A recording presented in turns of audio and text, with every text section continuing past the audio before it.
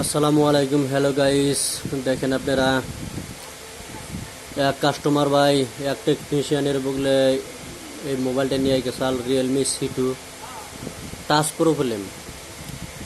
Technician ভাইটা মানে 2-3টা touch change করার পরেও টাচে কাম করে নাই কা। তার কারণ হলো টাচটা রিমুভ করার টাইমে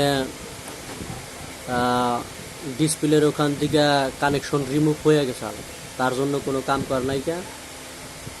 কাস্টমার ভাইটা আমার এখানে বলে আইসা বলে টাচটা চেঞ্জ করে দেন। আমি দেখি যে মানে ওখান থেকে কানেকশন রিমুভ হয়ে গেছে ডিসপ্লের ওখান থেকে। টাচ লাগালেই তো কাম হবো না। আমি এই যে দেখেন ডিসপ্লের ওখান থেকে 2 নাম্বার পয়েন্টটা এই যে জাম্পারিংটাই না, এখানে এই যে 2 নাম্বার পয়েন্টে সোল্ডারিং করে দিছি, 100% ঠিক হয়ে গেছে। আমি চেক দিছি, চেক দেওয়ার পরে টাচটা গুলুয়াটা মায়েরা ফিডিং করছি, 100% কাম হয়ে গেছে। ধন্যবাদ। আর অন্য কাম যদি কিবা জটিল প্রবলেম থাকে, রাদুরাম সারেলি বাজার জামা মসজিদের সাথে এখানে আপনারা যোগাযোগ করতে পারেন, 100% ঠিক হয়ে যাবে। ধন্যবাদ।